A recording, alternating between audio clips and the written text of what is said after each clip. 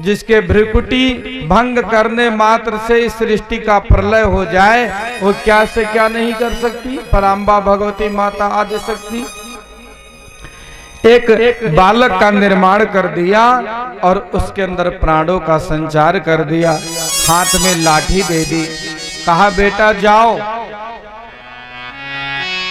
द्वार पर रखवाली करो और किसी को अंदर मत आने देना, मेरी आज्ञा के पश्चात ही कोई अंदर आएगा। सो गिरिजा का पुत्र बाहर खड़ा हो गया और एक समय ऐसा आया जब भोले बाबा अपने उस आश्रम में कक्ष में प्रवेश करने लगे। उस बालक ने रोक दिया। शिव जी ने कहा तुम कौन हो? हम अपने घर में जा रहे हैं, हमें क्यों रोक रहे हो? उसने कहा कि मैं आपको अंदर नहीं जाने दूंगा बिना माता के आदेश के। बार बार शिव जी ने आग्रह किया, जब नहीं माना तो भोले हैं, वापस आ गए। बाद में शिवगणों ने जाकर के समझाया तो बालक मारने पीटने पर उतारू हो गया। एक दो को मार पीट भी दिया, फिर तो द्वंद्व युद्ध छिड़ गया, जो जाए उसको मारे। अंततः भगवान सदाशिव को बहुत ही कुपित हो गए, वो क्रोध आ गया मन में, क्योंकि इस माध्यम से उनको और भी कोई लीला करनी थी महाराज। सो सदाशिव ने अपने ही त्रिशूल से उस बालक का मस्तक धड़ से अलग कर दिया। अब जैसे ही बालक का मस्तक अलग हुआ, हाहाकार मच गया। माता पार्वती भी कक्ष से बाहर आई और उन्होंने अपने विकराल रूप को धारण किया और सारी महाशक्तियां प्रकट हो गई महाराज। लगा कि मानो त्रिलोकी को आज भस्मीभूत हो जाना पड़ेगा। सारे देवता विकल हो गए, हाहाकार करते हुए माता भगवती के सामने आकर नतमस्तक हो गए। माता रक्षा करो, माता रक्षा करो। पर उनका कोप तो और बढ़ता गया। उन्होंने कह दिया अपनी सारी शक्तियों को कि जाओ इस सृष्टि को सबको खा चबा डालो, नष्ट भ्रष्ट कर डालो। ब्रह्मा ऋषिगण सभी ने आकर के माता भगवती की हाथ जोड़कर बहुत ही विनम्रता पूर्वक स्तुति करी है। माता रक्षा करो, माता रक्षा करो, क्षमा करो, क्षमा करो। एवं स्तुता परा देवी ऋषभिः त्वदादिभिः क्रुद्ध दृष्टया तदा तांस किंचिन्नो वाच सा शिवा।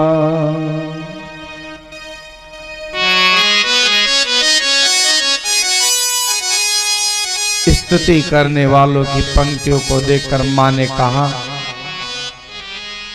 कि मैं अपने कोप को तभी शांत करूंगी यदि हमारा पुत्र पुनः जीवित हो जाए और उसको प्रथम पूज्य गणपति का पद प्रदान किया जाए।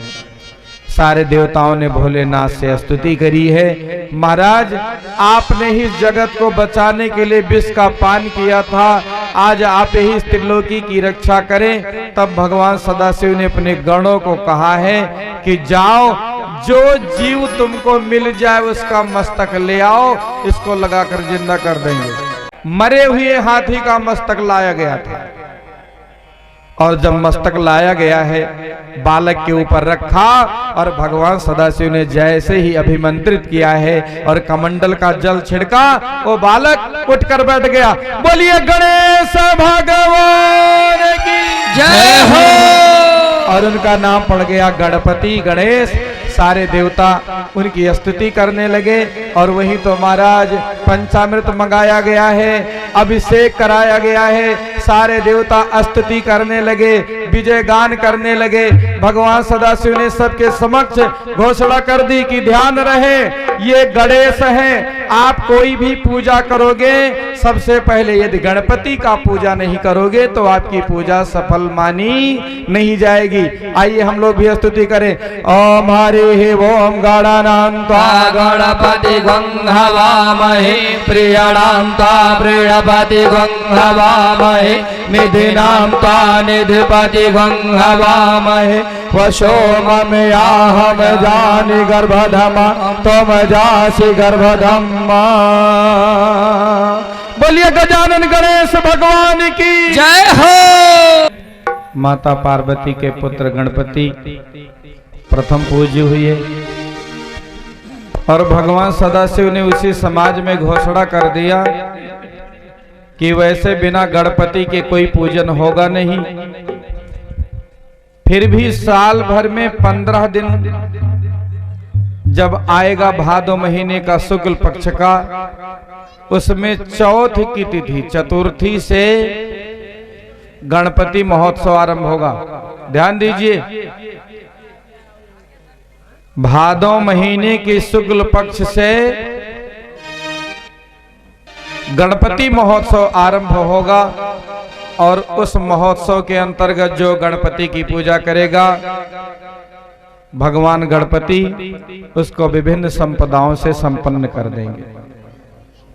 बोलिए गणेश भगवान की जय हो। तब से महोत्सव मनाया जाने लगा। बोलो शंकर भगवान की जय। अब तो भैया दोनों बेटा धीरे धीरे बड़े होने लगे। एक दिन देवता लोग दौड़ के आए, बाबा बाबा बाबा। बाबा ने कहा क्या? बोले बाराती चलना है। तो जाओ बाराती। बोले महाराज आपके 2 बेटे बड़े हो गए हैं, विवाह तय करो। शिव महापुराण में लिखा है भगवान शंकर ने कहा माता पिता को अपने संतान का विवाह तब तक तय नहीं करना चाहिए जब तक तो किसी लायक ना हो जाए। पहले उनको लायक बनाइए फिर विवाह कीजिए। तो देवताओं ने कहा बाबा कब तक प्रतीक्षा करनी पड़ेगी? शंकर जी ने कहा बहुत ज्यादा दिन नहीं। देवता चले गए। भगवान शंकर ने अपने दोनों बेटों को बुलाया, यहां आओ। कहा जाओ, जो पूरे धरती की परिक्रमा सबसे पहले करके आएगा उसका विवाह कर देंगे। कार्तिकेय जी तो चले गए अपने वाहन पर बैठकर।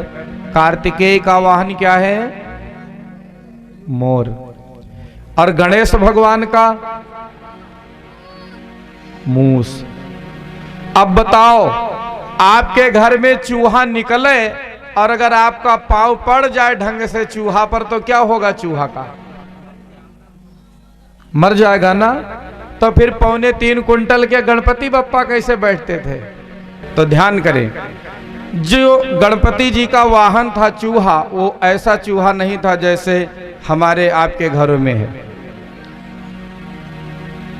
उसके पीछे कुछ दंत कथाएं हैं कि एक बार एक महात्मा जी का सत्संग सत्र चल रहा था और वही एक व्यक्ति आगे बैठकर वो बात को काट रहा था। बतकट बहुत होते हैं, हर बात को काटे, हर बात को काटे।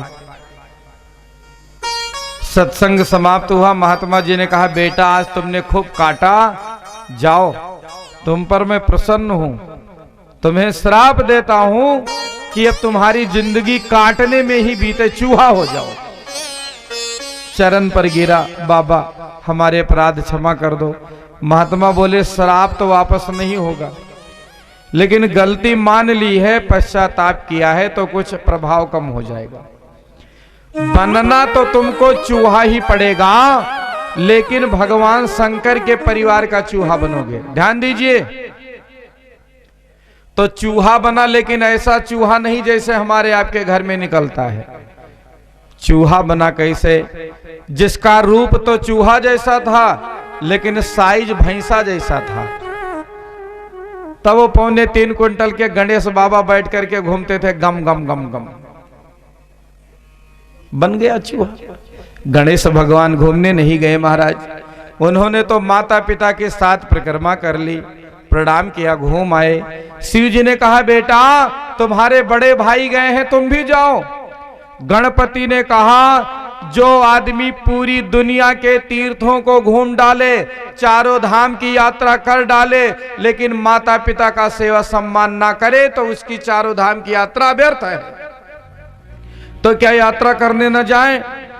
अगर आपको जय मां वैष्णो देवी जाना है तो वैष्णो देवी जाइए, माता जी को प्रणाम करिए, दर्शन करिए, लेकिन उससे पहले जो घर में वैष्णो माता बैठी है, जिसने आपको जन्म दिया है, पाल पोस के बड़ा किया है, पहले उसका सम्मान और सेवा करिए।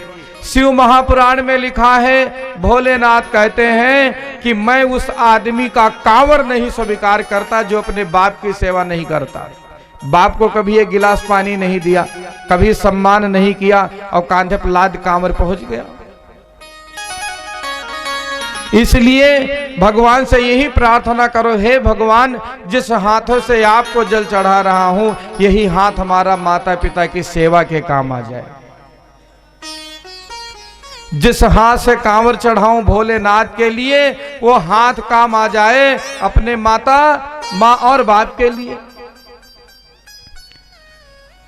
तो सबसे बड़े देव तो माता पिता ही हैं। फिर बाद में श्रद्धा दिखाने से ठीक नहीं होगा। देखिए, श्राद्ध करना बहुत बड़ा वैज्ञानिक कार्य है। श्राद्ध पक्ष का लोग विरोध करते हैं, पर ध्यान रहे, यदि आप अपने पुरखों की श्राद्ध नहीं करोगे तो भी कलह कलेश मचा रहेगा, पितृदोष होगा, घर में कोई शांति और चैन से रह नहीं पाएगा। श्राद्ध करना है, लेकिन उससे पहले जब जिंदा हो तब सेवा भी करना है। श्राद्ध काम करने से नहीं बनेगा काम। जियत बाप के दंगे दंगा, मरे बाप पहुंचायो गंगा, जिए बाप ना पूछी बातें, मरे बाप के किए श्राद्ध है। तो श्राद्ध तब करे, पहले जिंदा रहे तो उनकी सेवा खूब करे, सम्मान खूब करे, नहीं तो वही घटना घटेगी। एक आदमी मर गया और उसके लड़के हड्डी तक नहीं ले गए गंगा जी में डालने। कई महीना बीत गया और उनके यहां से केवल 16 किलोमीटर गंगा जी रही, अगर पैदल जाएं तो डाला में। एक दिन उसकी पत्नी ने अपने बेटों से कहा कि देखो बच्चा, तुम्हारे पिता को मरे इतने दिन हो गए, उनका मटका में अस्थि रखा है, ले जाओ गंगा जी में डालो। नालायक लड़का वो हड्डी को लेकर साइकिल में लगाकर चला, 12 किलोमीटर गया, एक नाला में फेंक कर चला आया, और वो नाला गंगा जी से मिला हुआ था। लौट के आया, रात में उस आदमी ने स्वप्न दिखाया अपनी पत्नी को। ध्यान दीजिए, जिनकी आत्माएं शांत नहीं होती वो स्वप्न में प्रायः आया करते हैं। स्वप्न दिखाया कि देखो पूरी जिंदगी गंवा दी तुम लोगों के सेवा में, व्यवस्था में, और ऐसा नालायक कपूत हमारी अस्थियों को नाला में फेंक कर चला आया। सवेरे देवी जागी और लड़कों को बुलाया, कहा क्यों रे नालायक, अपने बाप की हड्डी नाला में फेंक कर चला आया। लड़का बोला कि ये आदमी बड़ा खतरनाक है, जिंदा रहा तब दिमाग चाटा और मर गया तो भी। मां ने कहा क्या हुआ? उसने कहा कि 12 किलोमीटर इधर शिकायत करने चले आए, 4 किलोमीटर उधर नहीं जा पाए। 16 किलोमीटर गंगा जी हमारे यहां से हैं, 12 किलोमीटर हमने पहुंचा दिया, नालम फेंक दिया। अब वो जैसे 12 किलोमीटर इधर चले आए तो 4 उधर चले जाते, गंगा जी में पहुंच जाते। ऐसी कलयुगी संतान हो गई। बात तब बनेगी जब पहले अपने माता पिता की सेवा करो, फिर तीर्थ यात्रा करो। पहले सास की सेवा करो, फिर तीर्थ यात्रा करो। न सास का पसुरी तूर दी हो तब तेरे ही मुरोए का होई, ओ हमार अम्मा। जिंदा रही तो बातें नहीं पूछा। एक बहू का सास से 36 का आंकड़ा, कभी बोले ना है, और मर गई तो सास का चुम्मा ले ले रोए। तो पड़ोसन बोली कि आज काहे इतनी मोहब्बत हो गई सास से, कभी तो प्रेम नहीं किया। ये कहने लगी प्रेम तो अभी नहीं है। तो बोली सास के नाक में बहुत वजनदार नथनी है, वो निकल नहीं रही है, तो चुम्मा लेने के बहाने दांत से नथनी काट रही है कि काट के उसको जेबे में धरे, बूढ़ा जाए जरे मरे। इसलिए पहले सास की सेवा करे तब बात बनेगी, तो ही हमारी पूजा, तो ही हमारी उपासना काम आने वाली है महाराज। नहीं तो अपने बड़े बुजुर्गों का सेवा सम्मान नहीं कर पाओगे, कुछ बनने वाला नहीं है। आज गणपति ने कहा कि हर आदमी का सबसे बड़ा तीर्थ, सबसे बड़ा चारों धाम तो माता पिता ही है। माता पिता के चरणों में चारों धाम है, उनको प्रसन्न कर लिया तो ये तो सच है कि भगवान, विदाउट म्यूजिक सब लोग बोले, ये तो सच है कि भगवान है, बोलो ये तो सच है कि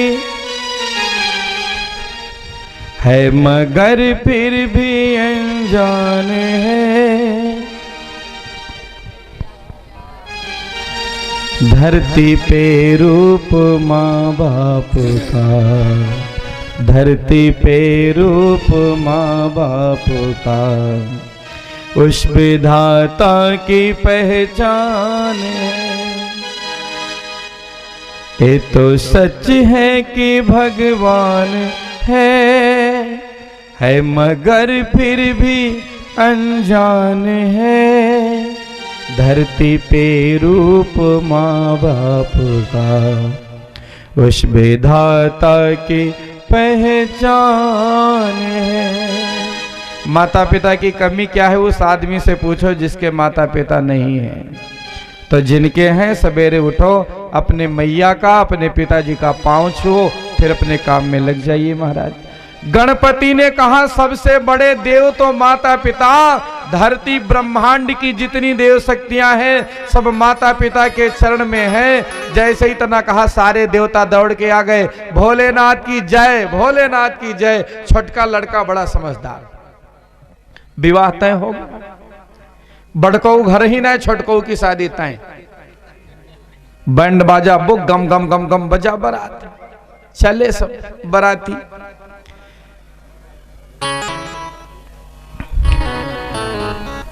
महाराज वैदिक विधि विधान से गणपति जी का विवाह हुआ और गणेश जी की पत्नी का नाम क्या है? रिद्धि सिद्धि। क्या नाम है? रिद्धि सिद्धि। शिव माने कल्याणकारी, गणपति माने विवेक। यदि आप अपनी बुद्धि ठीक रखोगे तो घर में रिद्धि भी आएगी और सिद्धि भी आएगी। अगर बुद्धि ठीक नहीं रखोगे तो चाहे जितनी संपत्ति होगी सब सत्यानाश हो जाएगा। इसलिए दिमाग को ठीक रखें। फिर तो दो लड़के भी हो गए, कुछ समय बीता तब। बड़के लड़के का नाम शुभ और छोटके लड़के का नाम लाभ। हम लोग अपने घर में लिखते हैं शुभ लाभ। लाभ माने कमाई, लाभ माने फायदा, लाभ माने आय, शुभ माने ईमानदारी का। अगर ईमानदारी का धन घर में आएगा तो लाभ होगा। ईमानदारी का लाभ आएगा तो परिवार सही चलेगा, नहीं तो कल्ला कलेश मचेगा। ये पंडित द्वारिकानाथ मन की बात नहीं कह रहा, मनु स्मृति में मनु महाराज ने कहा है, अन्यायो उपार्जितम वित्तम 10 वर्षाणि तिष्ठति, प्राप्ते चा एकादशे वर्षे समूलम तद विनश्यति। अन्याय से कमाया गया धन केवल 10 साल सुख देगा। आप चाहे पीढ़ी दर पीढ़ी भर का बटोर लें, और जैसे 11वां साल लगेगा बेईमानी वाला जाएगा, ईमानदारी वाला सरका ले जाएगा, घर में कलेश करा जाएगा, आपस में लड़ा भिड़ा जाएगा और गंभीर बीमारियों से पीड़ित हो जाएंगे। इसलिए धनवान तो सबको बनना है, अमीर तो सबको बनना है, पर अमीर बनना इतना जरूरी भी नहीं कि हम अपनी नीयत को गंवा दें, क्योंकि जिसने बेच दिया ईमान करो नहीं उसका सम्मान, और नहीं तो दुखी ही रहना है तो बेईमानी करते रहे, कोई दिक्कत नहीं है। शुभ लाभ, और शुभ लाभ माने मेहनत की कमाई से जो आय हो उसी में संतुष्ट रहिए। इसलिए गणेश भगवान की एक बिटिया भी है, भोले बाबा की एक पोती है शिव महापुराण में, जिसका नाम संतुष्टि है। अपने मेहनत से, अपने बुद्धि विवेक से जो कमा लो उसी में संतुष्ट रहो। बाद में सिनेमा वालों ने गणेश भगवान की बिटिया का नाम बदल करके एक पिक्चर बना दी, फिर बाद में सीरियल भी बन गया और नाम रखा क्या? मैं तो आरती उतारूं रे, क्या? संतोषी माता की। तो जो अपने मेहनत से अपने कमाई में प्राप्त हो जाए उसी में संतुष्ट रहिए। 3 बच्चे हो गए, 2 बेटा 1 बिटिया। तब बढ़ के भैया घूम के आए। 1 किलोमीटर पहले नारद जी गए, stop stop, no admission without permission. Kartikeya ने कहा, अरे बाबा, अपने घर में जाने के लिए किस परमिशन की आवश्यकता है? नारद जी ने कहा, छोटकऊ की शादी हो गई है। हमारे यहाँ भारतीय परंपरा है कि जब छोटे भाई की शादी हो जाए तो बड़े भाई को वैसे ही घर में नहीं घुसे चले जाना चाहिए, धर धर आके। थोड़ा भैया पांडे जी दरवाजे पहुंचे तो थोड़ा ऐसे करिए, लगे। ससुर और बहू के बीच में, जेठ और भयो के बीच में पर्दा होना चाहिए। बोलो माताओं बहनों, भाइयों बोलिए, होना चाहिए कि नहीं? अब कलजुगी लोग हो गए हैं, अरे पंडित जी रिस्पेक्ट इज इनसाइड मैटर, सब इनसाइड ही रहेगा क्या? कुछ तो आउटसाइड होना चाहिए, कुछ बाहर तो सम्मान दिखना चाहिए। इनसाइड मैटर के चक्कर में हमने अपनी परंपराओं को सब गंवा दिया। बड़े भाई का फर्ज है छोटे भाई की पत्नी घर में रहे तो इसे धड़ाके से ना घुस जाए। ससुर को जेठ को चाहिए थोड़ा खांसे वहां से, झूठी वाली खांसी, फिर घर में जाए बहू भी सावधान हो जाए। महाराज जैसे ही बड़के भैया ने सुना छोटे की शादी हो गई, उन्होंने कहा ये तो अच्छा हुआ, विवाह कर दिया पिताजी ने। अब हर माता पिता की जिम्मेदारी है, एक बेटा गृहस्थी में लगा है तो दूसरा परमार्थ का काम करे, धर्म का काम करे, क्योंकि अपने कमाई का अंश धर्म में भी लगना चाहिए। कार्तिकेय ने कहा मैं अब आध्यात्म के लिए काम करूंगा, समाज के लिए काम करूंगा, और संकल्प ले लिया कि अब मैं विवाह ही नहीं करूंगा। तब उनका नाम पड़ गया कुमार। माता पिता से मिले भी नहीं और वे दक्षिण भारत चले गए, मद्रास जो मुख्य शहर है, करीब 30 किलोमीटर दूरी पर एक श्रीशैल पर्वत है, क्रौंच पर्वत श्रीशैल, वहीं चले गए। बाद में भगवान शिव माता पार्वती को पता चला कि बेटा तो नाराज हो गया, मनाने गए हैं नहीं माने। शंकर जी ने रूप बदल लिया, एक बहेलिया का रूप रखा, माता पार्वती उनकी पत्नी बनी। शंकर जी ने नाम रखा अर्जुन और माता पार्वती ने नाम रखा मल्लिका। दोनों ने जाकर के बहुत समझाया है पर कार्तिकेय नहीं माने। तब शिव और पार्वती के देह से तेज निकला और एक में समा गया और वहीं एक 12 ज्योतिर्लिंगों में एक ज्योतिर्लिंग स्थापित हो गई। वैसे तो ऐसा कोई गांव नहीं, ऐसा कोई नगर नहीं जहां शिव मंदिर ना हो, लेकिन 12 जगह ऐसा है जहां भगवान सदाशिव स्वयं ज्योति रूप में प्रकट हुए। 12 ज्योतिर्लिंग जिसकी चर्चा हम कल करेंगे। भगवान शिव के 12 ज्योतिर्लिंग कैसे प्रकट हुई और कहां कहां है, तो ये दूसरे नंबर की ज्योतिर्लिंग है। लिखा है सौराष्ट्र सोमनाथम चा, जिसकी कथा कल विस्तार से सुनाएंगे। श्रीशैले मल्लिकार्जुनम, मल्लिकार्जुन भगवान जो दूसरे नंबर के ज्योतिर्लिंग हैं, वही मद्रास दक्षिण भारत में स्थापित हो गए। शिव महापुराण में लिखा है हर अमावस्या की रात्रि को भगवान सदाशिव का तेज वहां शिव जी से प्रकट होता है और हर पूर्णिमा की रात को माता भगवती पार्वती का तेज प्रकट होता है। दूर देश देशांतर से लोग जाते हैं, मल्लिकार्जुन भगवान ज्योतिर्लिंग का दर्शन कर अपने जीवन की मनोकामनाओं को प्राप्त करते हैं। अपने जीवन को दीर्घ और निरोग बनाने की परमात्मा मल्लिकार्जुन से प्रार्थना करते हैं। तो जब भी जीवन में समय मिले, अभी नहीं तो फिर 2-4 साल बाद जब आप व्यवस्थित हो लें, अपने बेटे बेटियों का ब्याह कर लें, तब ज्यादा समय आप आध्यात्म के लिए दीजिए। वो समय दूर नहीं मेरे भाई बहन, कब आंखों की पलकें गिर जाएं और ये आत्मा हमसे अलग हो जाए, तब ये नातेदार रिश्तेदार घर परिवार वाले ज्यादा से ज्यादा शमशान घाट तक जाएंगे और हम भी भूतकाल बनकर रह जाएंगे। कभी फलाना नाम का आदमी था, लोग ये कहेंगे। वो समय आए उससे पहले हमें आगे की तैयारी कर लेनी चाहिए, क्योंकि परमात्मा के यहाँ या नहीं पूछा जाएगा कि आपने कितना करोड़ कमा के बैंक में जमा कर दिया, कितने बीघे जमीन खरीद ली, कितने जगह घर बनवा दिया, वो तो आपको करना ही है। पर वहां पूछा जाएगा कि सुमिरन कितना किया, जप कितना किया, यज्ञ कितना किया, तीर्थ की यात्रा कितनी करी, गरीब की मदद कितना किया, गरीब आदमी की बिटिया के विवाह में सहयोग किया कि नहीं, नंगे को वस्त्र दिया कि नहीं, भूखे को भोजन कराया कि नहीं, और ये सब पूछा जाएगा। थोड़ा थोड़ा हम करते रहे तो बात बने। तो 12 ज्योतिर्लिंगों में मल्लिकार्जुन भगवान दूसरे नंबर के महाराज जो स्थापित हो गए दक्षिण भारत में मद्रास के पास।